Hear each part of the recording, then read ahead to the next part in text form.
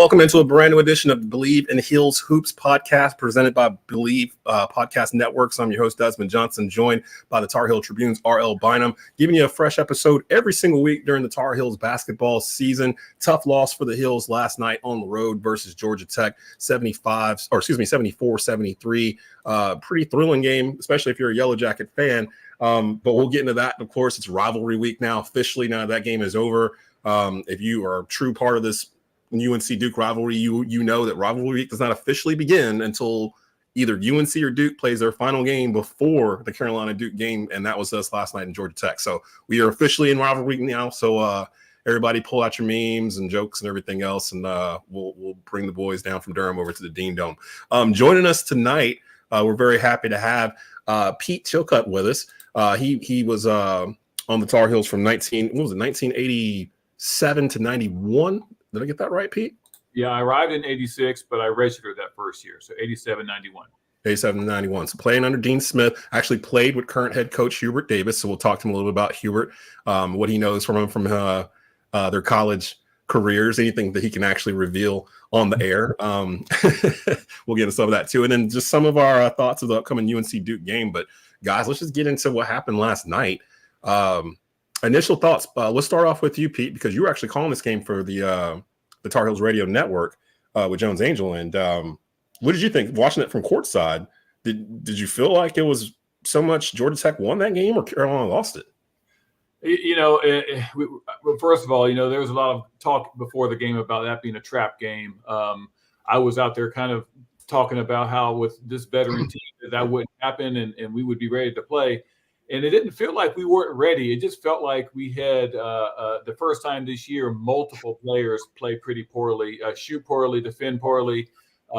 We didn't have any really consistent outside shooting. Even RJ, who did his normal damage, was a little bit below his shooting percentage. I just didn't think we brought enough what we needed last night on an away court. We gave them life in that first half. Once we gave them that life, they started playing really well. And we just I wouldn't say we gave it away, but we didn't really deserve that victory with the way we played last night. That's kind of what I left the game with too. Like even if RJ's layup had gone in and they didn't score going back the other way, I kind of would have. Of course, I would have been like, "Oh, yay, we won!" But deep down, I'm like, I don't know if we were supposed to win that one. I think we stole that one. RL, your thoughts on what you witnessed last night down in Atlanta? And I got it before you even begin. I got to mention, if you're just now joining us on Bleav in Hill Hoops, RL has been on point for about 3 or 4 weeks, pinpointing this very game as the game that could be trouble because of the Tar Heels' troubles in Atlanta that stretch back 40 years. So you were right, sir. You were right, but the Tar Heels had a chance to really build a big margin in the first half and just put them away, and they couldn't do it. But they've had recent games where at halftime it's close or they're trailing. They've always been able to surge in the second half, but they just couldn't do it yesterday. And, the worst shooting from the line and the field all season. And they still only lost by a point. And frankly, RJ Davis was fouled on that last play. And that would have put the best free throw shooter in program history at the line and probably be able to win. But the point is they shouldn't have been there. Right. And that's where I kind of come back to, because on one hand, I'm like, yeah, that was a foul. And I've seen people go, well, they were at Georgia Tech. The home team's going to get that call, yada, yada, yada, and that part of the game. I'm like, yeah, they get that call when they're not calling it throughout the game. Like they were calling that foul throughout the game. And then for whatever reason, they didn't call it that point right there. But to RL's point, it shouldn't even been decided on that play. Like, so I can't even use that as the reason why Carolina lost. They lost because they couldn't hit free throws. And they lost because they shot 26% from three. That's pretty much the gist of the game, especially the free throws. If they just hit 60% on their free throws, they win by 5. I mean, it's so crazy, the margins of victory for some of these teams, where I've actually left the game feeling good. It's weird because like the past couple of years when Carolina would lose, it was almost like despondent, like, what are we going to do to fix this? This was more like, we played like probably our worst we've played all year, and we lost by a point on a last-second wild left-handed layup, and then a missed foul call at the end.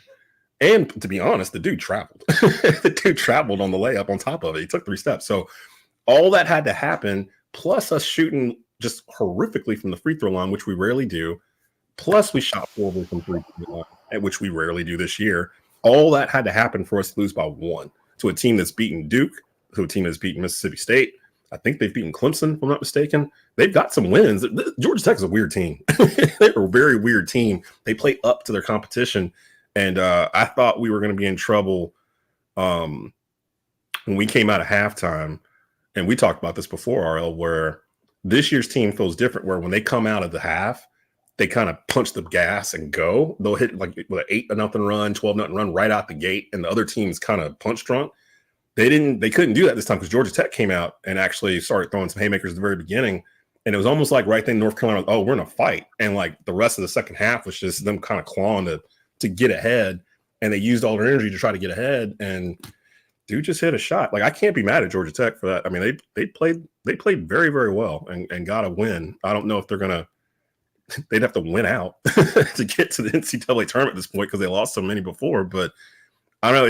It was one of those games. I had RL's voice in my head while I was watching the second half. It's like, they're in Atlanta. They're in Atlanta. Talk to me a little bit, guys, about anything that you saw in the game Tuesday night that makes you worried going forward into Saturday night that might carry over, or do you think that's a one-off type of thing that you saw that bothered you on Tuesday? Pete?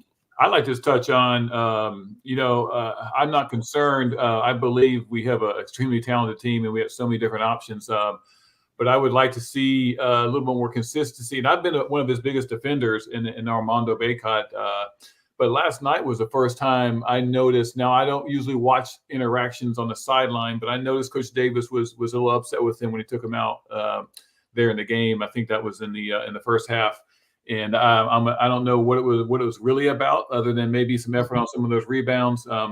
I'm his biggest defender in the sense that I don't believe he has to score 20 and 10 for us this year. I think he can be pretty much a little bit below those numbers with what we have around him now.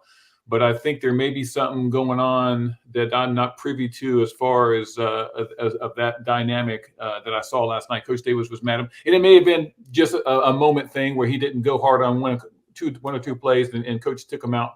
But that would be a little concerning because I really think he needs to be on the court. I think he provides a presence. As you notice, even when he's not scoring, they double him a lot, which is good for us. And beyond that, like, I would like to see just a little bit more consistency on guys that can shoot, knocking down some of those open shots.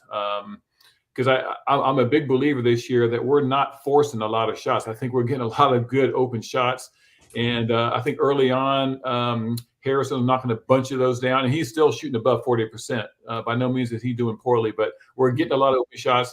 Guys like him and Cormac Ryan got to take advantage of those situations because we haven't had a history of shooters like that can knock them down to about a 40% clip or a little below. And I know they can do it. So I'm not concerned, but that's going to be a big part of our success, determining how far we can go this year.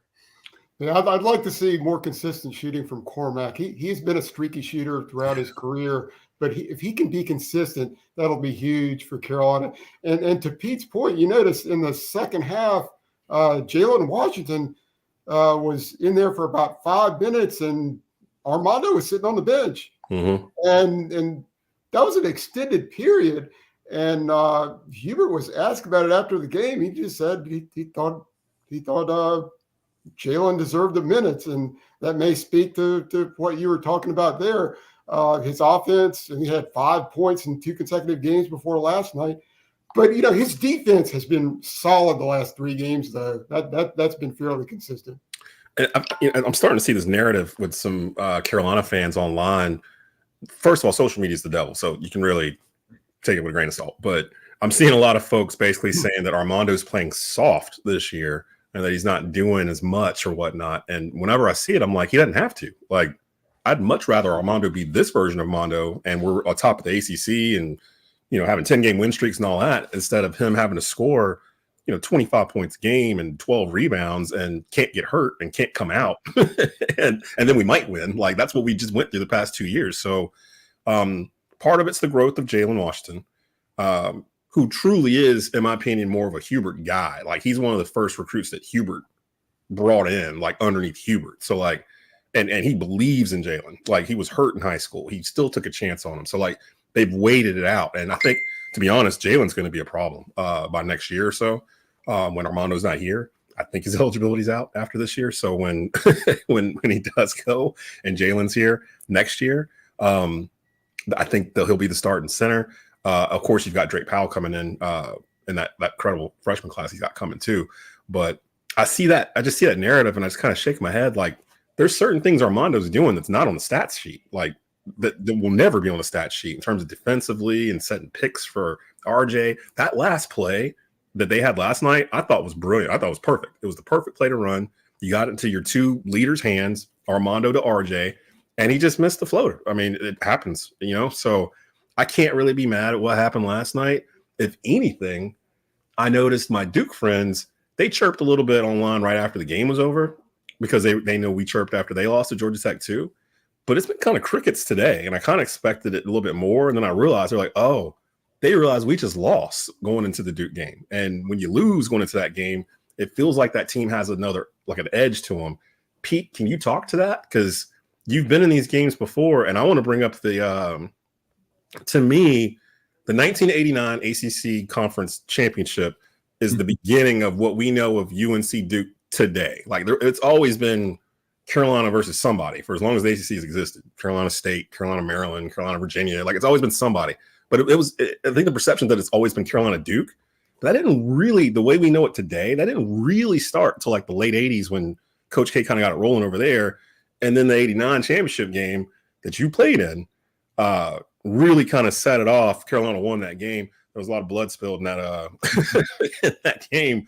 What's it like? What's it like going into a Duke Carolina game?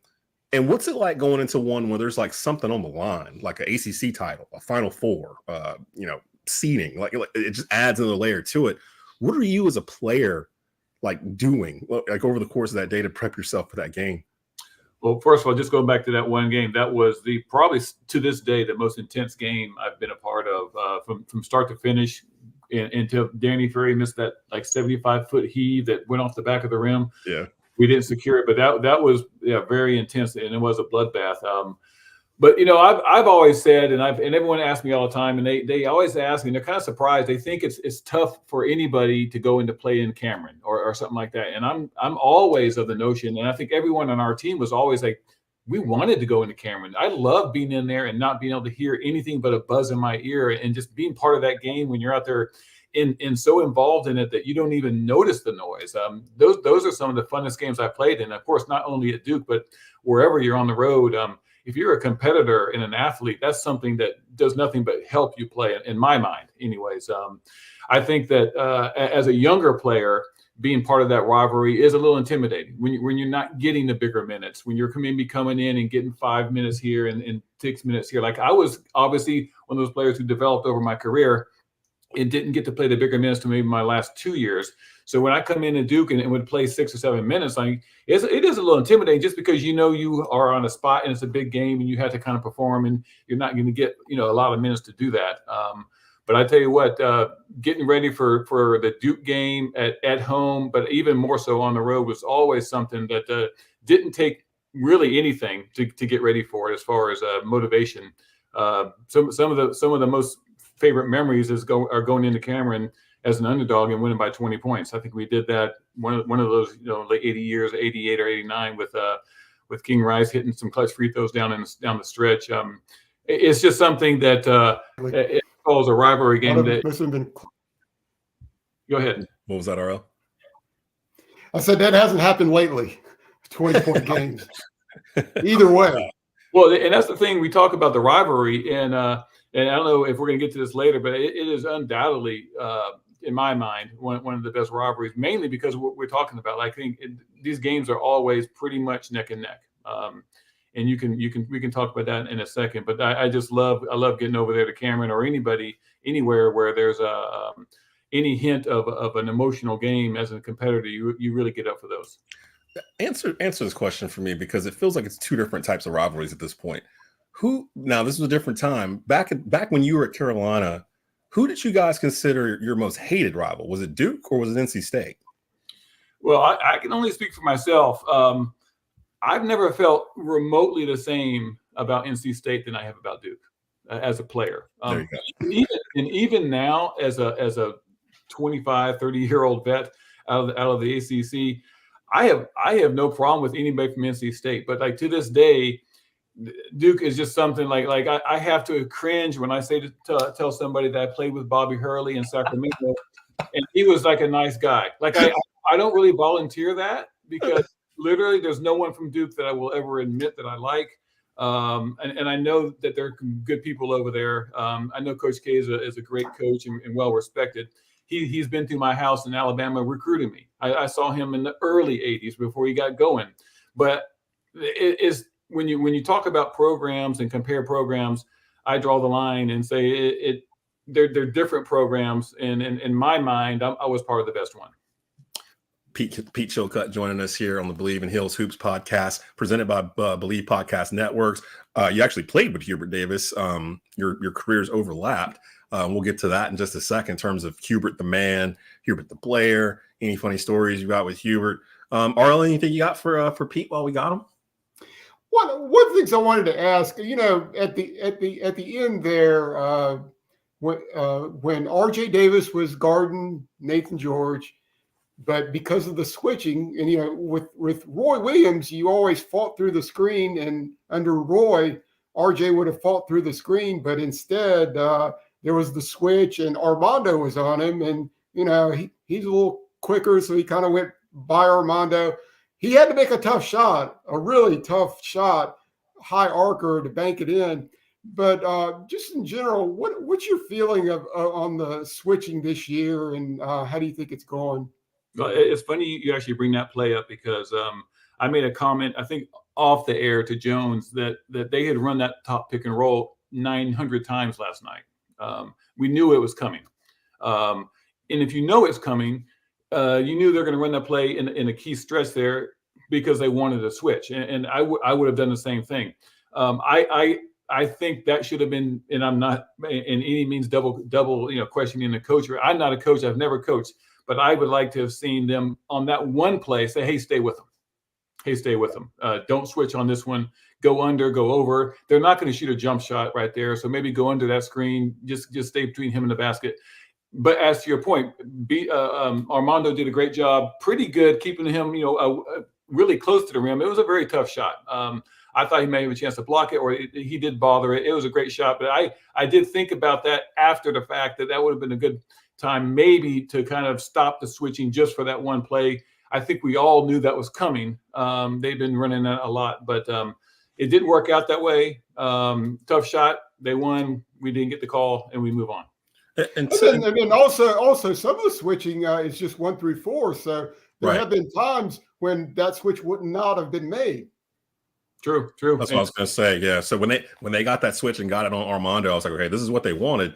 But to Armando's defense, for the most part, that's worked out okay whenever they've switched like that this season so far. That's really the few time it's happened where it kind of backfired on us. And again, it took a travel and a wild left-handed layup and just all kinds of stuff happened at the end of this game for it to happen. So for me, it makes me feel better going into Saturday that, okay, we needed this, and this to happen for us to lose by 1 on the road to Georgia Tech, who's already beaten Duke and these other teams. So they've already proven they can do it. I didn't go out of that game feeling like Carolina still wasn't the best in ACC to date, or that being at home, we're undefeated at home. I feel honestly, this is one of the few years where with Duke Carolina coming up, and it's strange because they're both going to be ranked in the top 10 for the first time. What is it, Arlo? Like in 5 or 6 years, something like that. Like, well, I don't know exactly. Yeah, I can't remember the year. But it's going to be the first time they're both in the top 10 against each other. And for me, it's going to be one of the first times where I'm not really worried going into the game. Like, I know what we can do. And I've seen us play against enough top competition where I'm like, if we just do what we do, we're at that point where if we do what we do, it don't really matter who we're playing. Like, we're gonna score 85 points. We're gonna play defense. We're gonna rebound. We're gonna hit threes.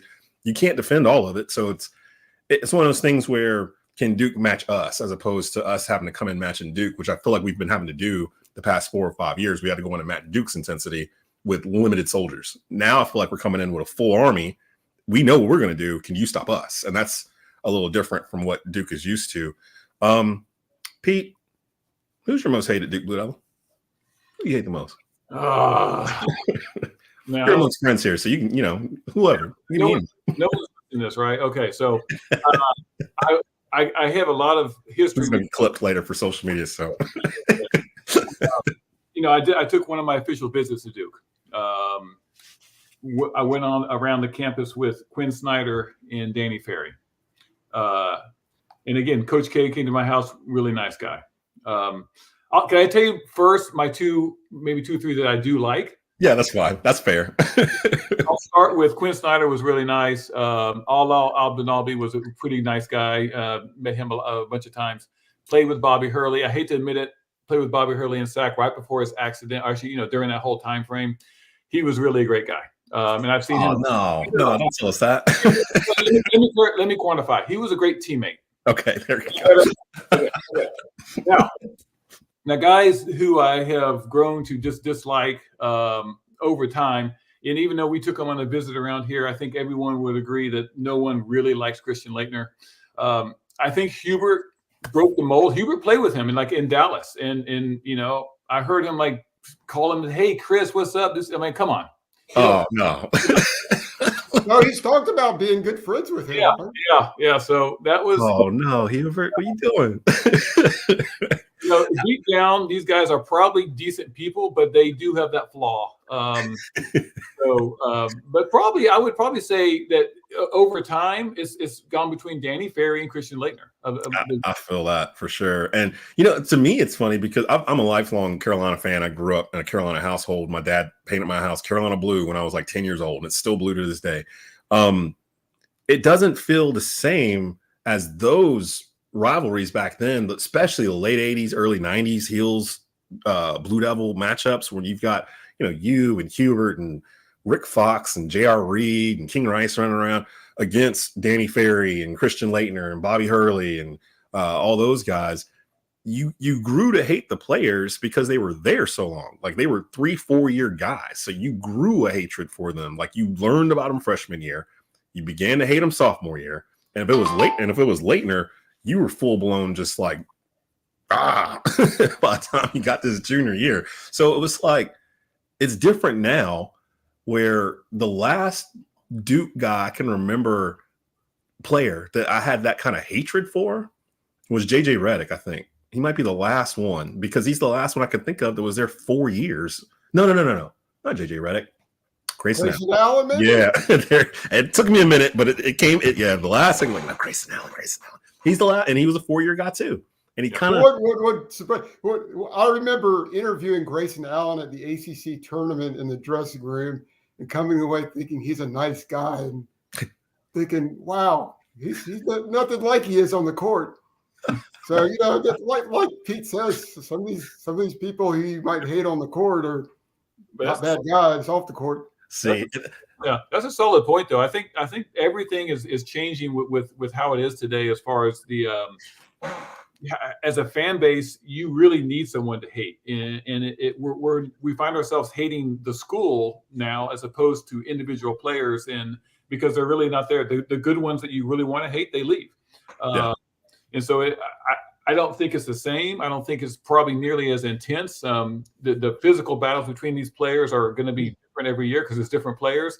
You're going to have teams that are kind of wildly fluctuating on their talent level. It seems like we've been lately, probably for a decade or more, not having the quality of the top, 5-star athletes coming through here that they've had, and I think we've done extremely well against that. Yeah. But it's just what it is. But I think it's definitely a different mindset now as far as how you want to focus your hate. I think for me, it's shifted more from the Duke players and Coach K, because for a while when he was doing the one and dones, it shifted to him. It was you're the reason why we don't like you're the creation of all this. But now with him gone, and everything with the portal and everything else going on, it's kind of hard to hate the player. It's kind of hard to keep track of the roster over at Duke sometimes because we got so many parts coming in and out. Mine has shifted to the fan base, the Duke fan base. That's where it is now, where it's the UNC fan base versus the Carolina fan base. Because you hear these stories of the players, they see each other. They're 8 miles apart from each other. They see each other out to eat, barbershops. They know each other. They've played the same circuits together for, the past 5, 6, 7 years. So it's not really weird for the players. And that's kind of my question.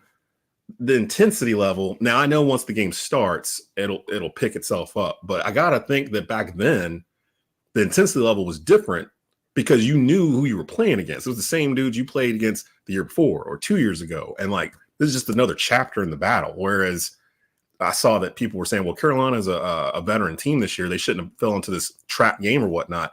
I don't think they thought it was a trap game. And people kind of forget there's only 4 guys on this team that have played Duke in a Carolina jersey. It's one thing to play them as a Boston College player and go play at Duke. It's a whole other world to play them in a Carolina uniform and go over there and play, or them come over here. So the Cormac Ryans and the Harrison Ingrams, I think Cormac Ryan's like 24, 25. He's played against Duke before. He's 25. He's played against Duke before. He's a grown man. He's never played him in a Carolina situation. Like he's never been in that atmosphere.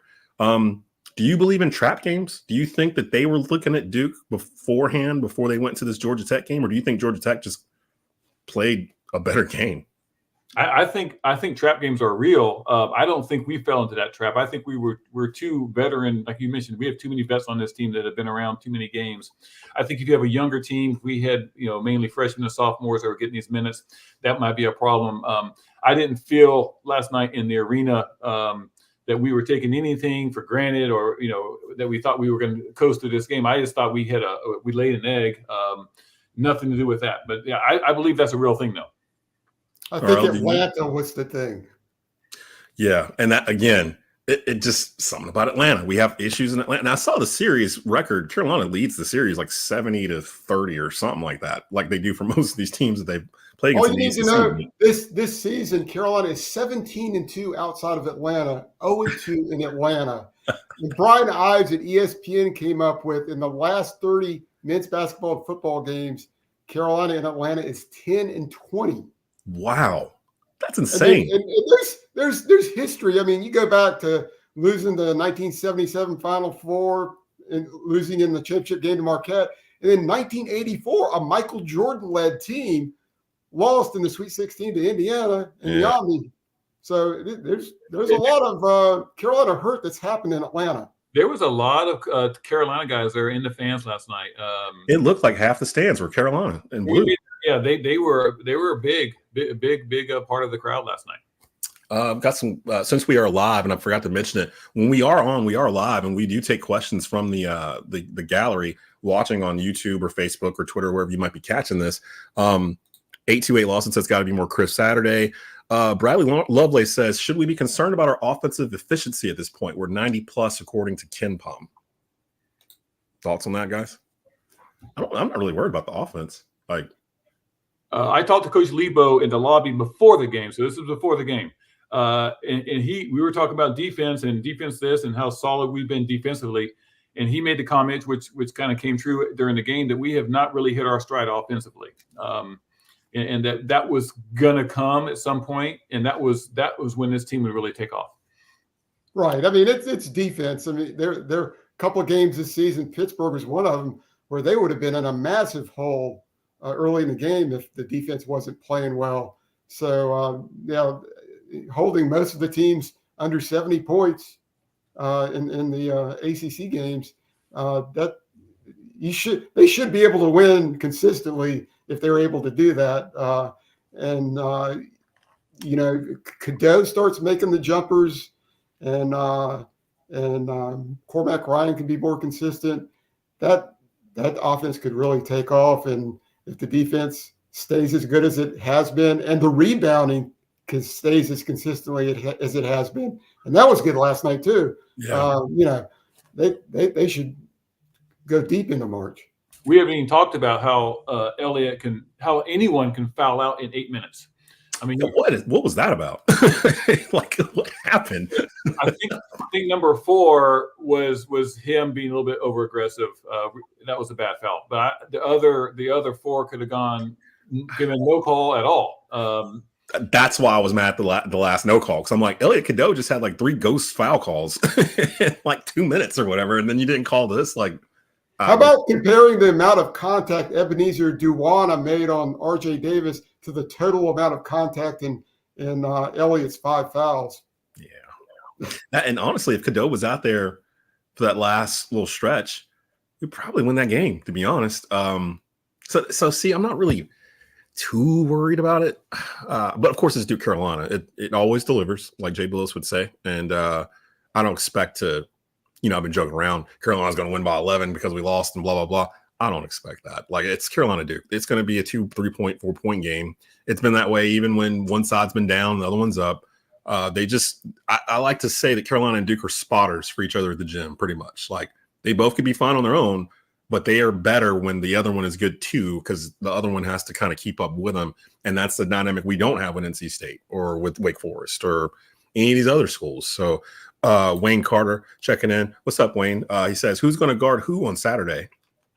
Well, we just talked about it. Carolina switches on everything now, which they used to not do. So that may not matter. What is there a matchup that you're looking at going into Saturday that's going to be a key matchup? I wonder who's going to be guarding Filipowski. He's going to be a matchup problem. I'm wondering if Ingram might be getting some of the time there instead of Mondo. And Proctor, I wonder who's going to be guarding him. Maybe. That's a good question. I don't know. That's a great question. Because would you pick a dough on him? I don't. I think you hit on it with all the switching. It seems like everyone's going to be all over the place. I have a lot of. I think Bacot could guard Filipowski. I really do. I think especially the way he's been playing defense. He's really catching, shooting those open shots. He's doing a lot of driving. I think Bacot can handle his drives. You got to make sure just obviously stay out of foul trouble on those. But I think the bigger thing is going to be. Can we get to our rotations when we're switching? Can we, they got some bigger guards. Can we help out on those? I think if we've been kind of how we are, and as you mentioned, Harrison Ingram can guard anybody on the court. You got guys coming off the bench that can do that with Seth and Jalen. I just love this team's diversity with on defense, especially.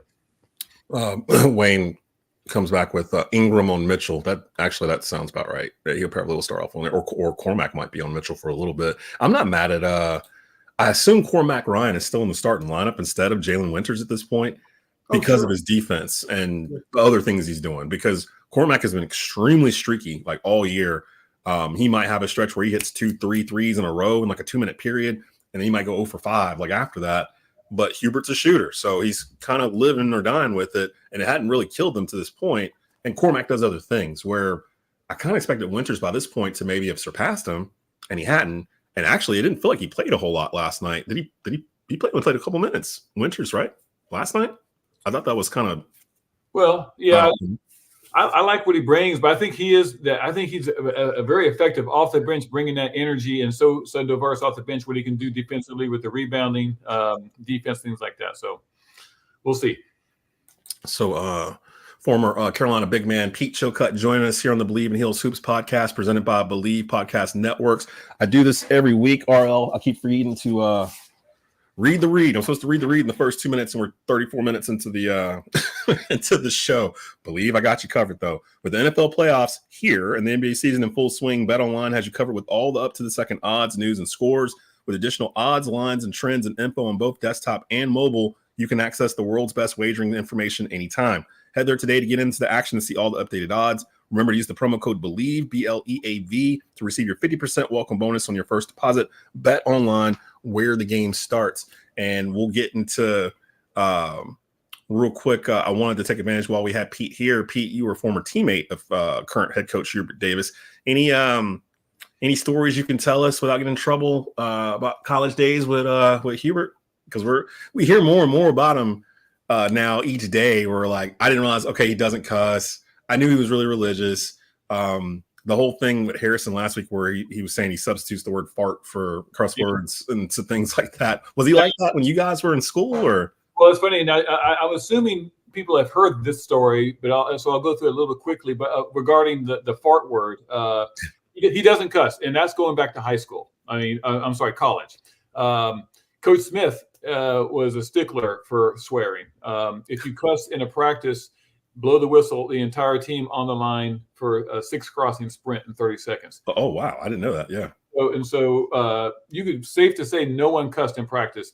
And I always, to step away for a second, Coach K's practices were probably not the same. Probably not. Probably not. I think 2 fans would agree with that. We're in practice one day, and Hubert makes a play, maybe throws that out of bounds, maybe gets scored on, and he goes in this, typical Hubert with this little poofy hairdo. He goes, fart, as intensely as he could. And Coach Smith blew the whistle. He goes, all right, everyone on the line. He goes, for you, that's a cuss word. And what but if you think about it, the rule was not necessarily that he didn't like swearing. He thought swearing was getting you out of your game. You're losing your mental edge. And that's what it was all about with him. And if you really think about that, that's pretty an amazing story that he made him run, but not because it was a cuss word necessarily, but because you're losing your cool. You can't lose your cool on the court. You got to stay focused and be locked in. And I thought it was funny at the time, and it's still a funny story to tell, but it's a great insight into Coach Smith's mind and how he thought about things. The only other thing I'd say about living with Hubert was he was very religious man. We used to go out quite a bit back in those days. We had some partiers on the team, with Steve Bucknall and J.R. Reed and Marty Hensley. Those guys have been in a few bars. I was usually at the library, so I never went. But Hubert was always, Hubert, what are you doing tonight? And he's like, oh, I'm taking so-and-so to an ice cream social.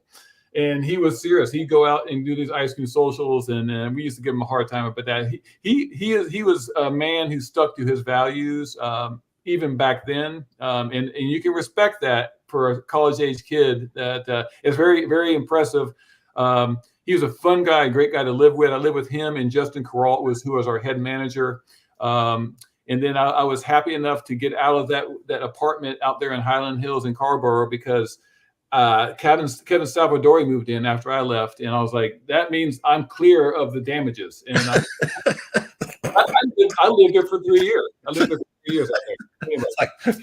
Now, on Coach Davis's radio show on Monday, he talked about how he can't really give players a hard time for talking to the opponent during the game because he said he was a talker a lot. Do you remember him talking a lot to the opponent game? Well, that's good. No, I don't remember him talking to opponents. I know he used to get mad at me a couple of times. I'd be guarding, I'd switch off on him in practice, and he'd do like one of those quick little guard moves. He'd go right, spin left, and I'd be standing right there, and I'd take a charge, and he's like, you're so slow, you never moved in the first place.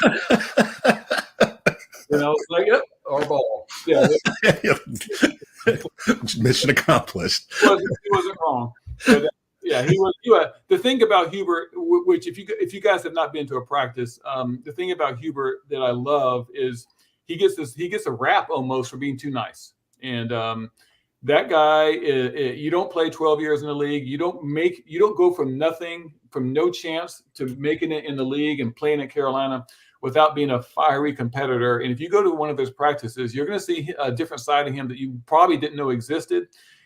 He's doing everything besides the cussing that goes along with it. He's getting into the guys. He's yelling. He's not happy. He's a fiery coach, and you don't see that a lot in the games. And his personality is so good that you think he's this nice guy, just too nice on the guys. But he's a tough coach, and I think the players buy into that because they see his passion, and they're really responding this year to how he's coaching. He's been talking about defense and rebounding every year. Yeah. People are acting like, oh, now he's doing a better job. Well, he's been doing the same thing. I think the guys are really just buying into it this year, especially with the new guys. It's been great to see, but it's kind of funny how people think coaches all of a sudden are changing something. I think he's been preaching that same message. Well, he's got, it's his players finally. The first 2 years he was coaching, he was basically kind of coaching the remnants of Roy's last couple of recruiting classes. And let's be honest, guys, the last one or two, they weren't that good. So it wasn't like the cupboard was full when Roy left, and then add in one and dones like Cole Anthony, and you don't have a whole lot there. So I saw a lot of people complaining about Dontrez Styles. Why didn't they try to keep him and some of the other guys that were here before? They just didn't fit what Hubert wanted to do. I think it's pretty clear at this point because he's playing all the way down to Zayden High. He's going about 10, 11 deep in this roster sometimes on some nights. And I've said, and now maybe you can clear this up so I won't say it anymore, Pete, because you actually played for the man. I've said that Hubert went out and built a Dean Smith roster out of the portal. Like, he literally went 1 through 12. And like, if you look at a Dean Smith roster, he would have specific players that did specific things at specific spots every year. the fast point guard, the power forward that's like the J.R. Reed, James Worthy type, who, in my opinion, is Harrison Ingram on this team. Your big man that can get a bucket in the paint. Like, they got the first guy off the bench, that first point guard off the bench. He went out and got all that and added to what he had. Does this team remind you of Dean Smith teams you played on in the past, or am I just crazy? That's a great point. It's different, and only in the sense that Coach Smith had that preeminent idea of seeing what was going to develop down the road. He had to kind of cultivate me, for example, who sucked as a freshman, to get to where I was. But he saw that in me, and he saw that in his recruits. Hubert has the benefit of kind of seeing guys who have done some things already, so he kind of knows more what he's going to get, and he gets to kind of, I wouldn't say hand pick them, but it probably is closer to that than it is recruiting them. I think some of these guys were happy to come to Carolina. I think this team is extremely similar to some of the teams I was on, mainly because the deepness in 8 or 9 guys, and I've said this, I think 6 or 7 guys could lead us in scoring on any given night. Now, it hasn't really happened that way, but we got guys on here who are really good, and we're really deep, and that is a trademark of Coach Smith's teams, where guys that are 7th guys on a team, you don't really see a drop off when they come in, and that's impressive. I think that when we get to that style, you see more coaching flexibility. He can do a lot more things. Some of the substitutions that he couldn't make a couple years ago, he can do now, and he can do so without worrying about the ramifications. And I think that's nothing. I'm thinking this is not a 1-year thing. This is how he wants to be. And like you said, the first 2 years was just hard to get there, and now he's able to. It seems like he trusts the bench a lot more this season than he did last season. Yeah, because I was going to say last year, that whole situation you guys were talking about at the beginning of the show with Baycott, him pulling him out and having Washington come in for 5 or 6 minutes. He couldn't do that last year. You couldn't take Baycott out just because you were mad at him. Like, he had to stay in there, and you had to stew from the sideline and hope he got it together during the game, which a lot of times he did. But now he has the ability to be able to pull him out, make Armando think about it, and then put him back in the game. Which is different. And I will say this too, for those who are going to come at me in social, this isn't a Dean Smith roster, blah, blah, blah. There are variations to what Dean had going on. Just like Roy took what Dean had and altered it to what he wanted. Roy's offense had 2 running big men on it at the same time, at all times. Whoever came off the bench was the 3rd big man that was going to, the Tony Woods, whoever, that was going to run with the Tyler Zellers of the world and the Bryce Johnsons of the world. With Hubert, his offense is different than Dean's because he's running 2 point guards.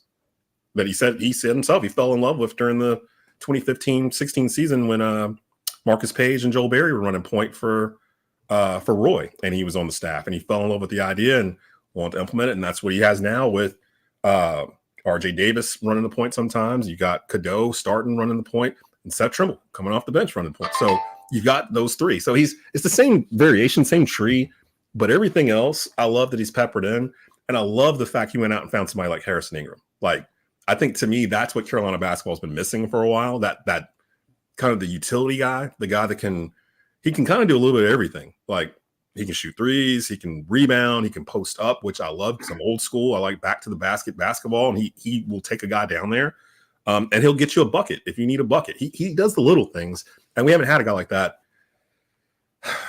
It's maybe Theo Pinson, his first name that came to my mind that did a little bit of everything. But he does it better. So, I'm really impressed with Harrison.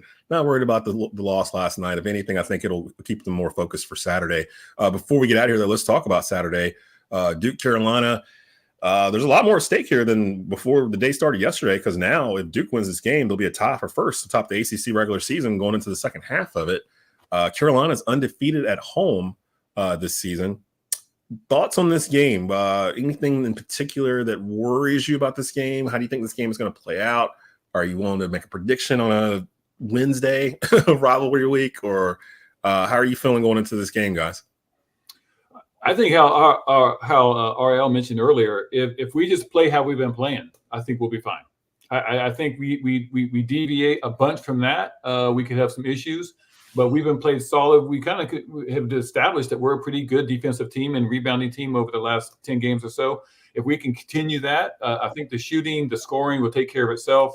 The only problem is going to happen if we somehow forget how to defend and make some bonehead plays or get somebody in foul trouble, and somebody can foul out in 8 minutes or something. That might be a problem. It's going to be tight, like you mentioned. It's going to be a good game. I'm looking forward to that. I'm confident that if we play like we have been, we'll be fine. Yeah, I mean, if they can limit Therese Proctor and Filipowski, they'll go a long way. But I'm telling you, watching Duke recently, their defense they're really turning up their defense. So it's not going to be easy to be productive offensively against those guys. It'll be important to space them out and make a few perimeter shots and open things up inside for Mondo. It's weird that Duke seems like under the radar, don't they? Don't they seem like no one's really talking about them like they normally do? I mean, they're ranked 7th in the country, and they've only lost 2 games fully healthy, from my understanding, and that was earlier in the year against Arizona and Georgia Tech. I think it was I think they had somebody out. I think Mitchell was out and somebody else was out during the Georgia Tech game. There was somebody else, or Arkansas. They lost to Arkansas on the road at Arkansas when they set like an attendance record or whatever for that game. And that was earlier in the year too. So it just feels like nobody's talking about Duke. Everybody's talking about the rotation of teams in the top 5 or 6 that just keep rotating in and out like every week. It feels like 2-3 teams in the top 5 lose every week, and we're one of them now from this week. Although I don't know if that loss is really going to affect their standing in the AP, to be honest. It depends on what happens Saturday. They end up beating Duke by 5 on Saturday, they'll just stay at 3, or they might move up depending on what happens to Purdue or who's number 1 right now? I can't even keep track. UConn. Yeah. And we've lost to UConn. And actually, that UConn game was the only game this year I really felt like, yeah, they really just beat us. Like there wasn't really anything we could do. Like in the Georgia Tech game, there was things we could do and still win the game. They played well enough to win. That UConn game, I was like, we ain't ready for them yet. Like they're playing different than we are. Now come March, if we see them again, that might be a different story. But anybody want to give a prediction for Saturday? There you go. Pete Chilcutt joined us here. The former UNC big man, played for Dean Smith, teammate of Hubert Davis. Hopefully we'll be able to add you to the host rotation, have you come on throughout the season. You can hear him on the Tar Heel Radio Network with Jones Angel. You're in a rotation there. It's you, Joel Berry. Joel Berry's only doing a few. He has a lot of TV stuff going on. Marcus Ginyard and Tyler Zeller. And we've been talking to all of them. Yeah. And so Tyler Hansborough's done a couple. Yeah, Hansborough's done a few. So yeah, it's great that they're rotating the guys out and giving Jones somebody to play with and call these games. And a lot of times I'll choose to go listen to the game on the radio. I'll get in the car and drive around if it's a day game so I can hear it, the radio call, as opposed to whoever's calling it on TV. So definitely check that out. The game is 6:30 p.m. Saturday on ESPN. Trust me, ESPN will tell you about it from now until then, so you won't forget. So it is the biggest game in college basketball. It usually delivers every year. And we'll leave it on Timothy Phelps saying UNC has to play like nothing to lose, everything to win. I think they will, because didn't we get swept by Duke last year, if I'm not mistaken? Yes, we did.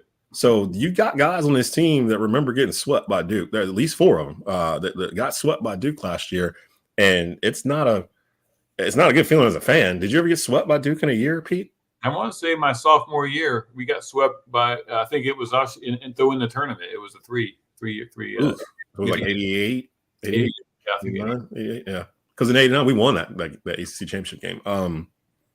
Yeah, like those years are never fun, especially when you got to deal with the whole off season and everybody's chirping and yada, yada, yada. But I do love the fact that Carolina Duke, it feels like it's kind of back. As much as I dislike the Duke program in general, I'm very happy that they've got someone like John Shire running it, because I feel like it's the same situation as us with Hubert. You got a former player. He understands the fabric of the team, what it's about. He understands this rivalry. And I'm a big stickler of keeping things like that intact as you go through coach to coach and player to player. It's really hard to do. And you've seen it fall apart a lot of blue bloods, really. But Carolina Duke's still going strong here in 2024. So any last words for the crew that's watching tonight, guys? Nope, just looking forward. The rivalry is so great, and the best one in all the sports for me, because it never really has took a downturn. You know, you mentioned some teams have been down, we're down, they're up, we're down. the games are always competitive. I think when they throw that stat up on ESPN about the total points, that's always amazing to see that it's so close after all these years. I'm looking forward to it. It's going to be competitive. I wish I was out there. I'll be down there close as I can get to the floor, but I'm looking forward to that battle. I'm telling you, anybody who thinks it's a wine and cheese crowd should go to the Smith Center for the Duke game. Oh. That's the one game where every seat is filled.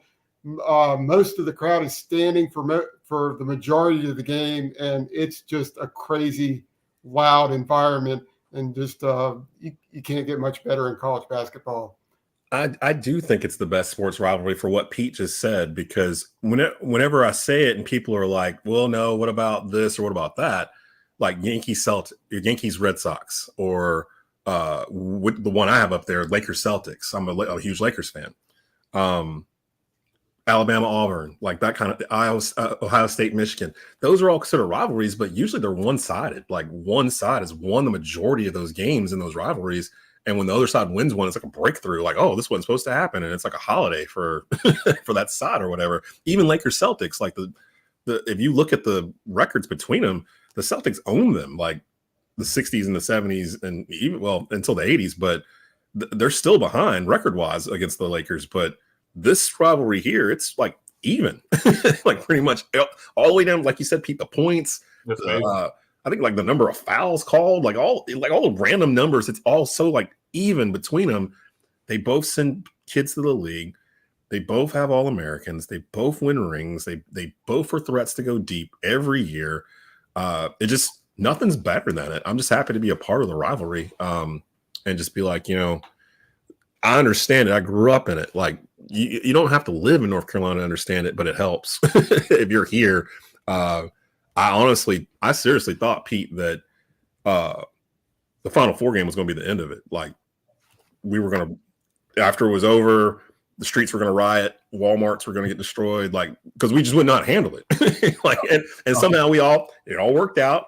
And I do have to admit, after that game, I didn't feel the same way about the rivalry for about a year.